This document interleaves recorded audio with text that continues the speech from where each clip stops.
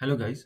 आज हम लोग करंट्स के ऊपर किसी मैग्नेटिक फील्ड के कारण से जो लॉरेंस फोर्स होता है उसे कैलकुलेट करेंगे। लास्ट दो क्लासेस में हम लोगों ने डिस्कस किया कि कैसे किसी मैग्नेटिक फील्ड में अगर हमारे पास एक मूविंग चार्ज होता है देन उस पर एक मैग्नेटिक फोर्स एक्ट कर सकता होता है in presence of a magnetic field.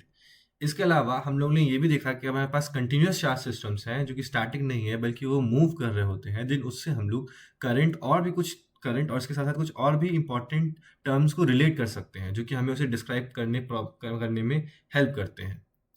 आज हम लोग क्या करेंगे, ऐसे ही सिस्टम्स को हम लोग एक मैग्नेटिक फील्ड में रखेंगे और उस पे ही हम लोग लॉरेंज फोर्स को लगाने की कोशिश करेंगे, यानी कि उसके ऊपर जो मैग्नेटिक फोर्स लगता है किसी मैग्नेटिक फील्ड के प्रेजेंस होने के कारण से उसे ही कैलकुलेट करने की कोशिश करेंगे। हम लोगों ने देखा था कि बेस्ड ऑन की चार्ज किस तरह की ज्योमेट्री के थ्रू फ्लो कर रहा हो, हम 3 तरह में उसे बेसिकली क्लासिफाई कर सकते हैं। बेसिकली वो जब वो एक कर्व के ऊपर जा रहा हो, दूसरा वो जब एक सरफेस के ऊपर वो फ्लो कर रहा हो, और तीसरा जब वो एक ऑब्जेक्ट के इंटरनली एक वॉल्यूम के थ्रू होता हुआ जा रहा हो। आइए इन तीनों ही केसेस में ऐसे सिस्टम्स को हम लोग एक मैग्नेटिक फील्ड में रखते हैं और उसके थ्रू उस पर जो लॉरेंस फोर्स होगा उसे कैलकुलेट करते हैं। मान लेते हैं हमारे पास कोई कर्व है जिसके कोई करंट फ्लो कर रहा हो। हम लोग इसके ऊपर एक छोटा सा डीएल एलिमेंट कंसिडर कर सकते हैं। मान लेते हैं इस छोटे से डीएल एलिमेंट से हमारा कोई D Q charge V velocity से यहाँ पे मूव कर रहा है और यहाँ पे जो हमारा मैग्नेटिक फील्ड है वो बी है। इन दैट कंडीशन हम लोग यहाँ पर इस छोटे से एलिमेंट पे जो छोटा सा लॉरेंस फोर्स लग रहा होगा डी एफ, उसे कुछ इस फॉर्म में लिख सकते हैं।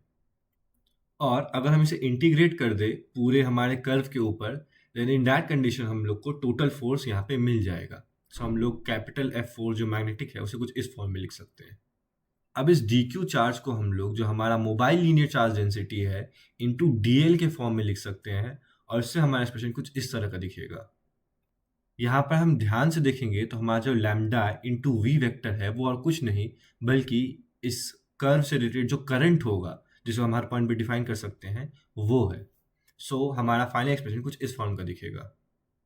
इसी तरह से हम लोग सरफेस के ऊपर कोई पॉइंट कंसिडर करते हैं जहाँ पर जो हमारा सरफेस करंट डेंसिटी है वो के है और इसके अबाउट हम एक छोटा सा area element D A consider कर सकते हैं। अब यहाँ पर भी हम लोग टोटल जो इस सरफेस के ऊपर मैग्नेटिक फोर्स लग रहा होगा उसको पिछले वाले ही एक्सप्रेशन की तरह इस इंटीग्रल के फॉर्म में लिख सकते हैं जो कि बेसिकली लॉरेंस फोर्स ही है। यहाँ पर जो मूव हो रहा डी क्यू चार्ज है उसे हम लोग के फॉर्म में लिख सकते हैं, के इंटू डी ए वेक्टर, वहाँ पे जो एरिया एलिमेंट है उसका। इन दैट कंडीशन हमारा एक्सप्रेशन कुछ इस तरह का दिखता है।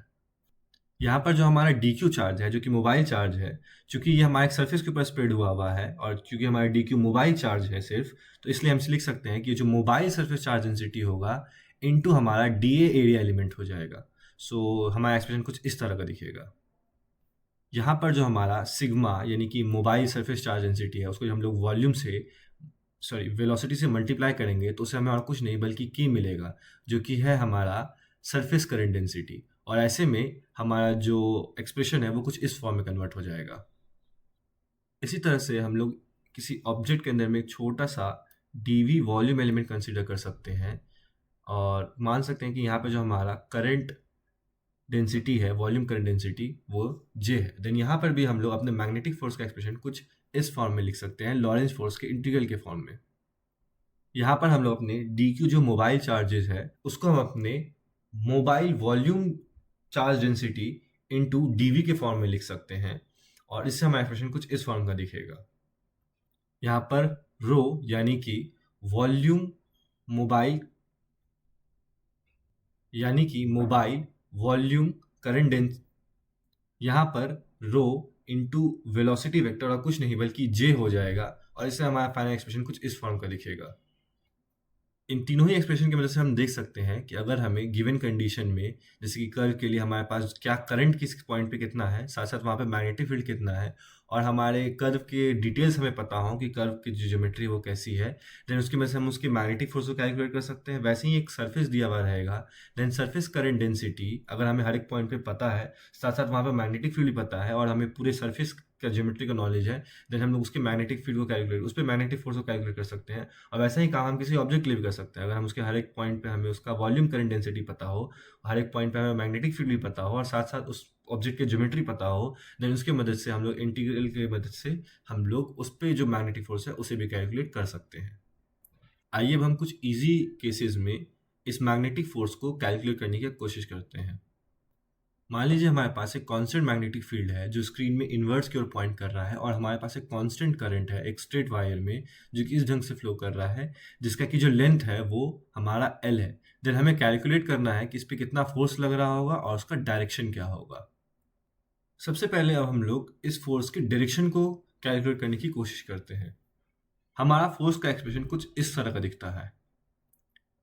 इसमें हम ध्यान से देखेंगे अपने क्वेश्चन के अकॉर्डिंग, तो यहाँ पे करंट का हर हर जगह पे डायरेक्शन सेम है, साथ साथ मैग्नेटिक फील्ड का भी हर जगह पे डायरेक्शन सेम है। इसका मतलब है आई क्रॉस बी जो क्वांटिटी है उसका डायरेक्शन भी हर समय एक ही रहेगा, और उसका इसके कारण से जो हमारा जो इंटीग्रल है उसमें वो जो वेक्टर आएगा डायरेक्शन वो एक कांस्टेंट डायरेक्शन होगा। इसका मतलब है कि हम लोग यहाँ पे मैग्नीट्यूड को डायरेक्टली आई और बी के मैग्नीट्यूड्स के इंटीग्रल के फॉर्म में लिख सकते हैं, और डायरेक्शन को डायरेक्टली किसी भी एक पॉइंट पे जो क्रॉस का डायरेक्शन होगा, क्योंकि हर जगह पे वही एग्जैक्टली क्रॉस का डायरेक्शन आ रहा है, तो उसके अनुसार कैलकुलेट कर सकते हैं। सो यहाँ पर हम लोग मैग्नीट्यूड के बारे में ये बात लिख सकते हैं। यहाँ पर हम ध्यान से देखेंगे तो करंट और जो हमारा मैग्नेटिक फील्ड है उन दोनों के बीच में 90 डिग्री का एंगल बन रहा है। सो हमारा ये साइन थीटा का टर्न 1 हो जाएगा। इसके अलावा अगर हम डायरेक्शन को ध्यान से देखेंगे तो आई और बी वेक्टर दोनों के जो डायरेक्शंस है उनके बीच में जब हम क्रॉस करेंगे तो हम देखेंगे कि फोर्स का जो डायरेक्शन है, क्योंकि हमारा हर जगह पे फोर्स का डायरेक्शन एग्जैक्टली उसी डायरेक्शन में आ रहा है, देन वो डायरेक्शन कुछ इस तरह का होगा। इस कंडीशन में वो वायर पे लेफ्टवर्ड एक्ट कर रहा होगा। अब क्योंकि हमने यहाँ पर जो करंट और मैग्नेटिक फील्ड लिया है उसका डायरेक्शन ही हर जगह सिर्फ कांस्टेंट नहीं है, बल्कि उसका मैग्नीट्यूड भी आपस में हर जगह कांस्टेंट आ रहा है। सो वो दोनों इस इंटीग्रल के बाहर आ जाएंगे कांस्टेंट के फॉर्म में, और उसके बाद हमारे पास सिर्फ डीएल का इंटीग्रल रह जाएगा। सो हम लोग मैग्नेटिक फोर्स के मैग्नीट्यूड के बारे में ये लिख सकते हैं। अब डीएल के ऊपर जो इंटीग्रल है वो और कुछ नहीं बल्कि हमारा जो हमारे लेंथ ऑफ वायर है वो हो जाएगा। तो इससे हमारा जो मैग्नेटिक फोर्स का एक्सप्रेशन है वो कुछ ये आ रहा है। सो हम लोग फोर्स को जो मैग्नेटिक फोर्स है इस वायर के ऊपर उसे कुछ इस फॉर्म में रिप्रेजेंट कर सकते हैं। हमारे नेक्स्ट क्वेश्चन में हमारे पास एक रेक्टेंगुलर लूप है जिसमें हमारे पास एक करंट आई है जो कुछ इस डायरेक्शन में फ्लो कर रहा है। इसमें हम लोगों ने एक मास m सस्पेंड कर दिया है, और इसका एक पर्टिकुलर रीजन जो है वो एक ऐसे रीजन के अंदर में है जहाँ पर एक कांस्टेंट मैग्नेटिक फील्ड है जो इनवर्ट पॉइंट कर रहा हो। हमें कैलकुलेट करना है कि इस पे कितना फोर्स लग रहा होगा इस सिस्टम पे, और साथ साथ कितने करंट पर हमारा जो ये सिस्टम है वो इक्विलिब्रियम में हो, यानी जहाँ का जहाँ है वहीं का वहीं रहेगा। मान लेते हैं इस लूप का ये वाला साइड हमारा ए लेंथ का है। अब अपने पिछले वाले क्वेश्चन के हिसाब से क्योंकि यहाँ पे कांस्टेंट मैग्नेटिक फील्ड और कांस्टेंट करंट है, तो इसका डायरेक्शन वायर में हर जगह पे एक ही बराबर होगा, एक ही डायरेक्शन में होगा, और हम लोग मैग्नीट्यूड को directly I into B into ए के फॉर्मूले से कैलकुलेट कर सकते हैं। वहाँ पे ए हमारा वो कांस्टेंट करंट जिस वायर सेगमेंट में गुजर रहा है उसके लेंथ है। तो यहाँ पर हम सबसे पहले ही अपने राइट हैंड रूल की मदद से डायरेक्शंस कैलकुलेट कर लेते हैं कि किस साइड पे किस डायरेक्शन में हमारा फोर्स लग रहा है। यहाँ पर 3 साइड्स पर हमें फोर्स लग रहा है, 2 में उनमें कुछ पर्टिकुलर रीजन्स में ही सिर्फ लग रहा है, और एक में हमारा कंप्लीट लग रहा है, और एक में हमें उस पर कोई भी फोर्स नहीं लग रहा है जो कि हमारा है नीचे वाला साइड है जिसपे में हमारा मास m है, बिकॉज वो मैग्नेटिक फील्ड के अंदर में है ही नहीं। सो ऐसे कंडीशन में हमारा तीनों ही साइड्स पे जो फोर्सेज होगा वो कुछ इस डायरेक्शन में लग रहे होंगे। सो हमारे राइट हैंड रूल की मदद से तीनों ही साइड्स पे कुछ इस डायरेक्शन में फोर्स लग रहा होगा। हम ध्यान से देखेंगे तो हमारे सिस्टम के हिसाब से हमारे दोनों जो साइड वाले वायर के सेगमेंट्स हैं जिन पे कंप्लीटली मैग्नेटिक फील्ड नहीं लग रहा, उनके कुछ सिर्फ पोर्शंस पे सिर्फ मैग्नेटिक फील्ड लग रहा है, उनका जो मैग्नीट्यूड होगा फोर्स का वो एग्जैक्टली इक्वल होगा, बिकॉज दोनों में ही exactly same length of segment आ रहा है, और I be into a same हो जाएगा। बट उनका डायरेक्शन आपस में ऑपोजिट है, तो वो दोनों ही आपस में फोर्सेज को कैंसिल कर देंगे। हमारे पास जो बचा हुआ फोर्सेज होगा मैग्नेटिक फोर्स, वो सिर्फ ऊपर वाले सेगमेंट पे लगने वाला मैग्नेटिक फोर्स होगा, जिसके मैग्नीट्यूड को हम लोग आई बी ए के फॉर्मूले की मदद से कुछ इस फॉर्म में लिख सकते हैं। इसके अलावा हम यहाँ पर ध्यान देंगे तो यहाँ पे इस पूरे सिस्टम पे एक और फोर्स भी काम कर रहा है जो कि हमारा ग्रेविटेशनल फोर्स है, जो इस सस्पेंडेड मास की वजह से लग रहा है। तो वो फोर्स हो जाएगा हमारा m इंटू जी के बराबर।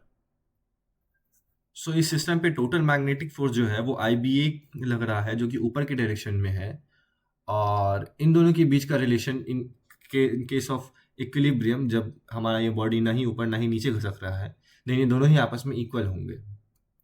सो दोनों ही फोर्सेस को आपस में इक्वेट करने पर मिलता है कि इस पर्टिकुलर करंट के फ्लो पर हमारा जो पूरा सिस्टम है वो बिल्कुल वैसा का वैसा ही स्टैटिक रह जाएगा, उसमें किसी भी तरह का मोशन देखने को नहीं मिलेगा। हम यहाँ पर कुछ खास बात को नोटिस करते हैं। हम लोग ने ये देखा कि इस करंट के वैल्यू पे, यानी mg/ba इतने करंट के वैल्यू पर हमारा जो पूरा सिस्टम है वो बिल्कुल ही स्टैटिक रहेगा। बट क्या होगा अगर हम लोग करंट को बढ़ा देते हैं? इन दैट कंडीशन इससे ज़्यादा करंट पर हमारा मैग्नेटिक फोर्स ज़्यादा हो जाएगा। देन इस पूरे सिस्टम के ऊपर हमारा मैग्नेटिक फोर्स ज़्यादा हो जाएगा compare to gravitation force. Gravitation force नीचे की ओर है और मैग्नेटिक फोर्स ऊपर की ओर है। इसका मतलब है एक नेट अपवर्ड फोर्स डेवलप होगा। इसका मतलब है कि हमारा पूरा जो है ऑब्जेक्ट, हमारा पूरा सिस्टम जो है वो ऊपर की ओर मूव करने लगेगा। बट दैट मीन्स कि हमारा फोर्स ऊपर की ओर लग रहा है और साथ साथ डिस्प्लेसमेंट भी ऊपर की ओर हो रहा है। बट दैट मीन्स इस मैग्नेटिक फोर्स के कारण से कुछ वर्क हो रहा है। बट हम लोग ने ये देखा था कि लॉरेंस फोर्स में कि हमेशा जो फोर्स होता है वो वेलोसिटी के परपेंडिकुलर होता है, डायरेक्शन ऑफ मोशन के परपेंडिकुलर होता है। इसका मतलब है कि कोई वर्क नहीं हो रहा है। बट क्लियरली इस सिस्टम में हमारे पास यहाँ पर वर्क हो रहा है। बट हमने जो एक्सप्रेशन यहाँ ये कैलकुलेट किया है फोर्स का, वो सब कुछ हम लोग ने क्लियरली बिल्कुल लॉरेंस फोर्स के ही एक्सप्रेशन को कैलकुलेट करते हुए यूज किया है। बट देन इससे यहाँ पर उस केस में हमें क्लियरली दिख रहा था कि वेलोसिटी के परपेंडिकुलर हमारा फोर्स लग रहा है, इसलिए वर्क नहीं होगा। बट इस केस में वो वर्क कैसे कर रहा है, यहाँ पर क्या अलग बात हो गई? तो आइए हम इसको थोड़ा ध्यान से एनालाइज करते हैं और देखते हैं कि क्या मैग्नेटिक फोर्स सही में कोई वर्क कर भी रहा है या नहीं कर रहा है। हम लोग जो ऊपर वाला वायर का सेक्शन है उसे ध्यान से देखने की कोशिश करते हैं और रियलाइज करने की कोशिश करते हैं कि आखिरकार उसके अंदर जो कंस्टिट्यूएंट चार्जेस है, जिन पे जो फोर्सेस लग रहा है, वो किस डायरेक्शन में है और उनके साथ क्या हो रहा है। जब हमारे पास कोई भी मैग्नेटिक फील्ड नहीं है, देन हमारा जो जितना भी चार्जेस है वो सीधे की ओर डायरेक्टली चलते चला जाएगा। जब हम लोग इसके ऊपर कोई मैग्नेटिक फील्ड अप्लाई करेंगे इनवर्ट की ओर, देन इसके साथ क्या होता है ये इसे देखते हैं। इन दैट कंडीशन हमारा जो चार्ज सीधे की ओर मूव कर रहा होगा, उसके कारण से जो करंट फॉर्म हो रहा होगा, जो भी वी वेक्टर है, उसको जब हम लोग बी वेक्टर के साथ क्रॉस करेंगे तो हमें देखेंगे कि एक अपवर्ड फोर्स लग रहा है। इस अपवर्ड फोर्स के कारण से क्या होगा, जो हमारा चार्ज है वो एक सर्कल फॉर्म करना स्टार्ट कर देगा, जैसे हमने नॉर्मली देख रखा है। इसके कारण से ये बेंड हो जाएगा और इसका जो वेलोसिटी का डायरेक्शन है वो एग्जैक्टली हॉरिजॉन्टल ना होने के बदले में कुछ इस डायरेक्शन में कन्वर्ट हो जाएगा। अब ऐसे कंडीशन में हम लोग उसके ऊपर मैग्नेटिक फोर्स कैलकुलेट करेंगे तो वो मैग्नेटिक फोर्स इससे परपेंडिकुलर अपने राइट हैंड रूल की मदद से कुछ इस तरह से आएगा। अगर हम इस मैग्नेटिक फोर्स के वर्टिकल और हॉरिजॉन्टल कंपोनेंट्स को एनालाइज करते हैं और इस बात को रियलाइज करते हैं कि हमारा जो वेलोसिटी है वो भी अब टेढ़ा हो गया है, थोड़ा तिरछा हो गया है, इसी कारण से इसका वायर के अलॉन्ग कुछ कम कंपोनेंट आ रहा होगा, तो हम ये बात रियलाइज करेंगे कि हमारा ओवरऑल जो करंट है वो एक्चुअली में घट रहा होगा। सो जब हम लोग वेक्टर्स कंपोनेंट को, दोनों की फोर्स और वेलोसिटी को ध्यान से देखते हैं, देन हम इस बात को रियलाइज करते हैं कि वेलोसिटी जो चार्ज का है, जो वायर का लॉन्ग है, वो भी कम हो गया है और साथ साथ इसके ऊपर एक बैकवर्ड फोर्स लग रहा है जो कि एक्चुअली में इसकी वेलोसिटी को घटाएगा। जब वेलोसिटी घटेगी तो करंट एक्चुअल में घट जाएगा। इसका मतलब है कि मैग्नेटिक फील्ड लगाते ही करंट हमेशा थोड़ा घट जाता है। सो एग्जाम्पल, जैसे ही हम यहाँ पे करंट को बढ़ाने की कोशिश करेंगे, हम ये बात ऑब्जर्व करेंगे कि करंट बढ़ाते के साथ ही उसके ऊपर मैग्नेटिक फोर्स भी बढ़ गया है। इस ढंग से वो बढ़ गया है कि ओवरऑल फोर्स जो है वो इस ढंग से हो जाएगा कि वो पूरा मूव ही नहीं कर पाएगा। सो एक्चुअली में अगर यहाँ पर हम ये बात अज्यूम कर रहे हैं कि हमारे वायर के अंदर एक कांस्टेंट करंट मेंटेन रह रहा है, देन बैटरी को कुछ वर्क करना पड़ा होगा अपनी तरफ से, क्योंकि हमारा करंट घट रहा है और करंट को दोबारा से वही का वही कांस्टेंट मेंटेन करने के लिए बैटरी को वर्क करना पड़ रहा होगा। वो बैटरी जिसके कारण से इस वायर में हमारा करंट फ्लो कर रहा है। सो एक्चुअल में यहाँ पे वर्क करने वाला एजेंट मैग्नेटिक फील्ड नहीं है, बल्कि हमारा बैटरी है, जो कि उस कांस्टेंट करंट को मेंटेन कर रहा है ताकि हमारा पूरा सिस्टम अब ऊपर की ओर मुड़ सके, ऊपर की ओर जा सके। यहाँ पे मैग्नेटिक फोर्स एक्चुअली में वर्क नहीं कर रहा है। मैग्नेटिक फोर्स कभी भी वर्क नहीं करता। लॉरेंस फोर्स हमेशा मूवमेंट के जो भी चार्ज का डायरेक्शन होता है उसके परपेंडिकुलर होता है, इसलिए वो कभी भी एक्चुअल में वर्क करता ही नहीं है। हमेशा कोई और एजेंट होता है जो कि वर्क कर रहा होता है और हमें देख के लगता है कि शायद मैग्नेटिक फील्ड जो है, मैग्नेटिक फोर्स है, वो वर्क कर रहा है। वो वर्क नहीं करता है, कोई और एजेंट होता है जो वर्क कर रहा होता है। चलिए अब हम एक और क्वेश्चन को डिस्कस करते हैं। हमारे नेक्स्ट क्वेश्चन में हमारे पास एक स्क्वायर लूप दिया गया है, जिसका एक साइड लेंथ हम लोग a मान सकते हैं। इसमें हमारे पास एक करंट I इस डायरेक्शन में कुछ फ्लो कर रहा है और ये लूप जो है वो हमारे YZ प्लेन के ऊपर है और इस रीजन में हमारे पास एक मैग्नेटिक फील्ड B है, जिसे हम लोग लिख सकते हैं एक constant K times Z into X unit vector. तो हमें इस पूरे लूप पे जो टोटल फोर्स होगा उसे कैलकुलेट करना है। अब इन पूरे लूप पर एक बार में हर एक इसके सेगमेंट पे फोर्स कैलकुलेट कर पाना काफ़ी डिफिकल्ट होगा। तो आसान ही होगा कि हम इस लूप के चारों साइड्स को अलग-अलग ढंग से अलग-अलग सेपरेट कर ले और इसके बाद इन सब पे इंडिविजुअली फोर्स कैलकुलेट कर ले और उनका टोटल सम ले ले, जिससे हमें वेक्टर सम ले ले, जिससे हमें इस टोटल सिस्टम पे जो फोर्स है वो मिल जाएगा। तो हम लोग ने इसके चारों साइड को नंबरिंग कर दिया है 1, 2, 3 एंड 4। आइए हम लोग इसके लूप के पहले वाले साइड पे फोर्स को कैलकुलेट करते हैं।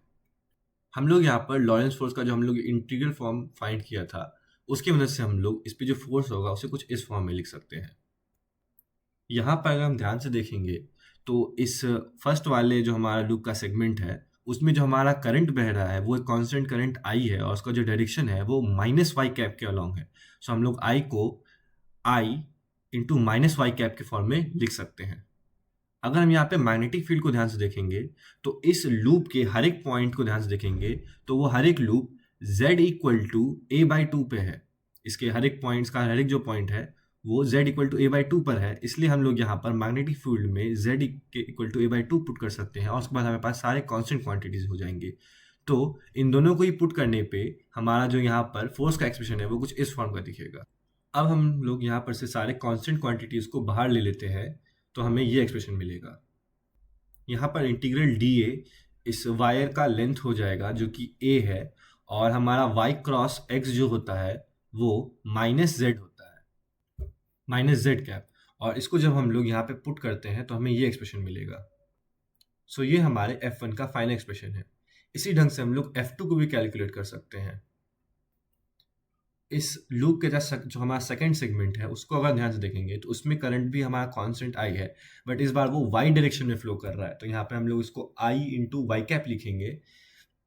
इसके अलावा यहाँ पर जो z की वैल्यू है इस पूरे लूप के सेकंड सेगमेंट के लिए वो -a/2 है। अगर हम इन दोनों ही वैल्यूज को यहाँ पे सब्स्टिट्यूट करते हैं मैग्नेटिक फील्ड और करंट के लिए और उनके क्रॉस प्रोडक्ट को यहाँ पे लिखते हैं तो हमें ये एक्सप्रेशन मिलेगा। यहाँ पर एक बार फिर से हम लोग अपने कांस्टेंट क्वांटिटीज को बाहर ले आते हैं और इससे हमें ये एक्सप्रेशन मिलेगा। इसे सिंप्लीफाई करने पे हमें ये एक्सप्रेशन मिलेगा। आइए अब हम लोग जो हमारा थर्ड और फोर्थ पार्ट है हमारे लूप का, उसके लिए भी हम लोग फोर्स को लिखते हैं। हम लोग इसे भी I cross B into DL का इंटीग्रल लिख सकते हैं।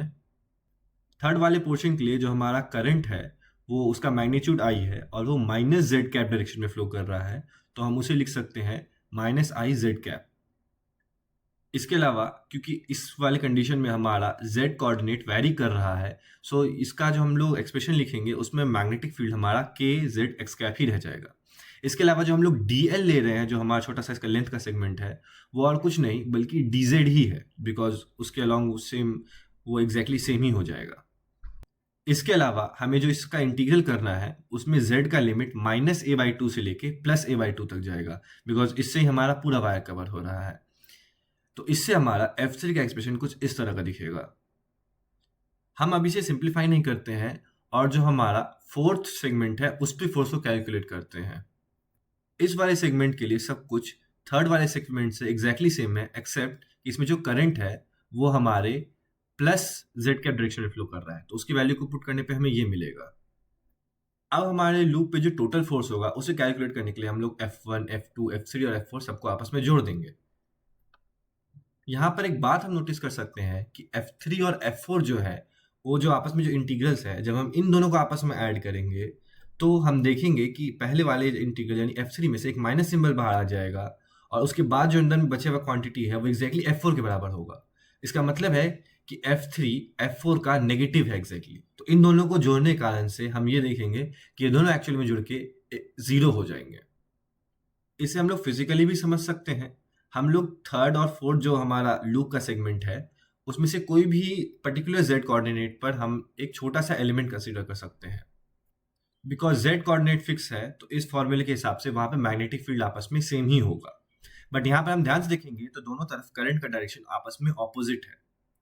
इसका मतलब है, जब हम लोग यहाँ पर आई क्रॉस बी करके जो हमारा यहाँ पे उस छोटे से एलिमेंट में जो फोर्स आएगा, क्योंकि करंट का डायरेक्शन ऑपोजिट है, तो उनका डायरेक्शन भी आपस में ऑपोजिट होगा, जिसे हम राइट हैंड रूल अप्लाई करके भी चेक कर सकते हैं। और चूंकि इन दोनों ही सेगमेंट्स पे फोर्सेस के मैग्नीट्यूड इक्वल होंगे, बिकॉज आई और बी दोनों की मैग्नीट्यूड आपस में इक्वल है, बट उनका डायरेक्शन एग्जैक्टली ऑपोजिट हो रहा है, इसीलिए इन दोनों का सम 0 होना भी चाहिए, जैसे हम लोग देख सकते हैं मैथमेटिकली भी यहाँ पर। अब हम यहाँ पे जब टोटल फोर्स कैलकुलेट करेंगे तो वो F1 plus F2 plus F3 plus F4 होगा।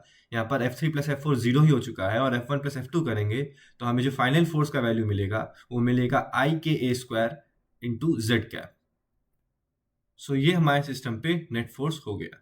दैट मीन्स हमारे पूरे सिस्टम पे जेड एक्सिस के अलॉन्ग एक अपवर्ड फोर्स लग रहा होगा जो आई के ए स्क्वायर इंटू जेड कैप के बराबर है।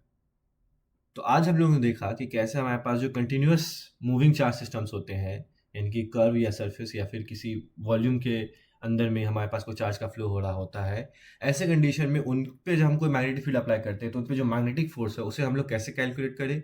इसके अलावा हम लोग ने कुछ क्वेश्चंस को देखा जिसपे हम लोग ने इस फोर्स को कैलकुलेट करने की कोशिश किया, और इसके साथ ही साथ हम लोगों ने ये बात को भी नोटिस करने की कोशिश किया कि क्या हमारे इन केसेस में जो फोर्स लग रहा है और उसके कारण से ऐसा लग रहा है कि हमारे फोर्स के अलॉन्ग ही हमारे किसी वायर के सेगमेंट का मोशन हो रहा है, क्या उसके कारण से एक्चुअल में मैग्नेटिक फोर्स कोई वर्क डन कर रहा था। तो हम लोग ने ये भी जाना कि एक्चुअल में मैग्नेटिक फोर्स वहाँ वर्क डन नहीं कर रहा है, बल्कि वो सोर्स जो कि वहाँ पे करंट प्रोड्यूस कर रहा है वो एक्चुअल में वर्क डन कर रहा है। आई होप आपको एक्सप्लेनेशन अच्छा लगा होगा। Thank you.